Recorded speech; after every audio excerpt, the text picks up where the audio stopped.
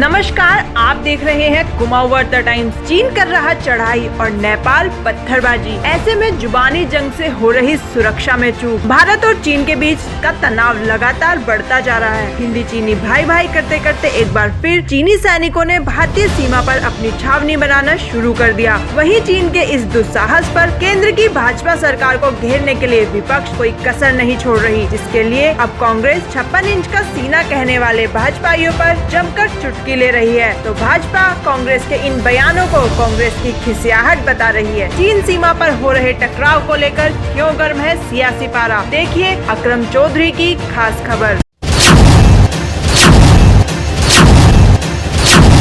हिंदी चीनी भाई भाई के बीच टकराव हो रहा हो तो बेटी बहू के रिश्ते में पथराव से खटास पैदा हो रही है। जी हां, तवांग क्षेत्र में भारत और चीन के बीच लगातार टकराव हो रहा है।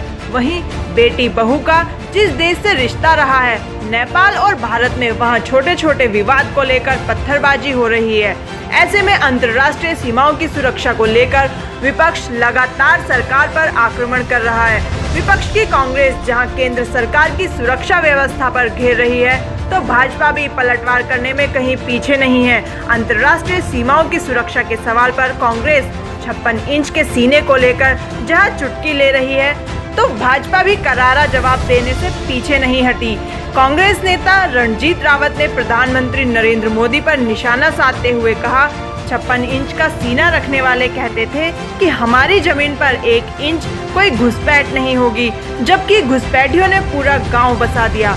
वहीं पाकिस्तान को दुनिया के नक्शे से गायब करने का दम भरा जाता था, जबकि डोकलाम में घुसपैठ कर चुका है और अभी अरुणाचल प्रदेश में एक गांव उसने हमारी सीमा के अंदर बसा दिया है। हमारे कहावत है, बचपन से सुनते आए हैं, नाम बड़े और दर्शन छोटे। तो वो हाल मोदी जी का है, जो चुनाव के वक्त कहते थे कि चीन के साथ लाल आँख दिखा करके बात करने की ज़रूरत है, सीमा पर एक के बदले 100 सिर लाएंगे, पाकिस्तान को दुनिया के नक्शे से गायब कर देंगे।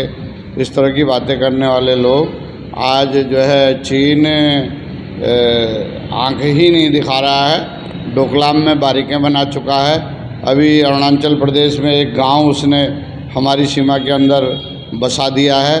और आपके लेह में जो पेंगोंग लेक लगती है, वहाँ उन्हीं के एक सांसद ने कहा, ये हमारा आरोप नहीं है, उन्हीं के सांसद ने कहा है कि वहाँ जो है चीन पुल भी बना दिया उसने, जबकि पेंगोंग लेक जो करीब 140 किलोमीटर लंबी और किलोमीटरों में उसकी चौड़ाई है हर जगह पे, जिसमें से 25 किलोमीटर करीब इंडिया में और बाकी तिब्बत जो चाइना के अधिकृत है उसमें पड़ती है।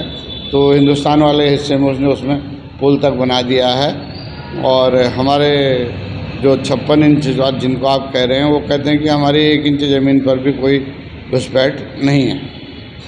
वहीं नेपाल सीमा से सटे लोगों को आए दिन पत्थरबाजों के दुस्साहस का सामना करना पड़ता है। 2 माह में 9 बार लगभग नेपाल द्वारा पत्थरबाजी की गई और नदी पर बनने वाले तटबंध के काम को रुकवाने के लिए लगातार नेपाल के उपद्रवियों द्वारा प्रयास किए जा रहे हैं, जिससे कार्यदायी संस्था को भी काफी नुकसान हो रहा है। यही नहीं, बरसात से पूर्व यदि तटबंध का कार्य पूरा नहीं हुआ तो धारचूला क्षेत्र को इसका खामियाजा भुगतना पड़ेगा, जिससे अब स्थानीय लोगों ने भी पत्थर का जवाब देने की चेतावनी दी है। हम सीमांत के उस बॉर्डर पे रहने वाले लोग हैं, जो धारचूला और नेपाल, इंडिया और नेपाल का जो धारचूला का क्षेत्र है, हम वहाँ के रहने वाले लोग हैं। जिस प्रकार से आज नवंबर से लेकर आज तक 19 दिसंबर तक नेपाल के द्वारा 11वीं बार पथराव किया गया और वाहनों की तोड़फोड़ी और हमारे वर्करों पे पत्थरबाजी करी गई थी। नेपाल सरकार से निवेदन करना चाहती हूँ कि जो असामाजिक तत्व जो नेपाल से भारत पे पथराव कर रही है, तो उनके लिए कार्रवाई करनी चाहिए और तुरंत कार्रवाई करनी चाहिए, कठोर से कठोर कार्रवाई करनी चाहिए, जो एक भाईचारे की और रोटी बेटी के रिश्ते को ख़राब कर रहे हैं। ऐसा ना हो कि जवाब में भारत भी जवाब दे और नेपाल भी जवाब दे और अच्छे खासे रिश्ते को ख़राब करें। नेपाल सरकार से निवेदन करती हूँ फिर से कि आप तुरंत से तुरंत उन असामाजिक तत्वों पर कार्रवाई करें और उनको कठोर से कठोर सजा वहीं दें। पूर्व विधायक रणजीत सिंह रावत के बयान पर भाजपा नेता आशीष गुप्ता ने कहा कि कांग्रेसियों के समझौते के चलते आज देश का बहुत बड़ा भूभाग पाकिस्तान के कब्जे में है। कांग्रेसी पाकिस्तान और चीन की बोली बोलते हैं, जबकि कांग्रेसी तो भारतीय शौर्य पर भी शक करते हैं। सर्जिकल स्ट्राइक, घर के अंदर घुसकर दुश्मनों को मारना, ये सिर्फ मोदी सरकार में ही संभव हुआ है। वहीं चीन को जवाब देना भी देश के प्रधानमंत्री को आता है। समय रहते कांग्रेस को वो भी दिखा देंगे। ये कांग्रेस की तो एक फितरत रही है। इतने साल वो सत्ता में रहे, 62,000 मील का एक लंबा गलियारा उन्होंने चीन को ऐसा सौंप दिया। सन 1962 में या उसके बाद 1972 में भी जब भारतीय सेना पाकिस्तान में लाहौर तक पहुंचने वाली थी, तब जाकर उन्होंने ऐसे समझौते किए कि हमारी सेना को पलटना पड़ा और आज भी बहुत सारा भूभाग पाकिस्तान के पास रह गया। तो इन कांग्रेसियों को तो कुछ कहने का अधिकार है नहीं। हम लोग खूब सुनते हैं 2014 से पहले सेना के लोग कहते थे हमारे पास गोलियां नहीं है, बुलेट प्रूफ जैकेट नहीं है। इन्होंने हमारी सेना को बिल्कुल ऐसा बना के रख दिया था कि पंगु पाकिस्तान के लोग आते थे, हमारे पे गोलियां चलाते थे, हमारे सैनिकों को एक गोली मारने का अधिकार नहीं था। आज मोदी सरकार के आने के बाद माहौल बदला है। आज हमारा सैनिक जवान सेना हमारे बॉर्डर पर मजबूती से खड़ा है और गोली का जवाब 100 गोली से देना जानता है। देश की अंतर्राष्ट्रीय सीमा पर जहां चीन का लगातार दुस्साहस बढ़ रहा है, वहीं नेपाल और भारत के बीच भाईचारे में लगातार पथराव से खटास बनती हुई दिखाई दे रही है।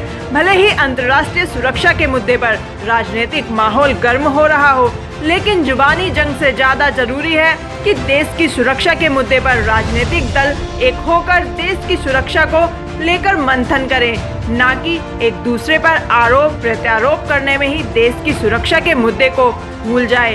वहीं समय रहते ये भी जरूरी है कि सरकार चीन के दुस्साहस को भी तोड़ेगी और नेपाल की पत्थरबाजी का भी करारा जवाब देगी। कुमाऊं वार्ता टाइम से अकरम चौधरी की रिपोर्ट।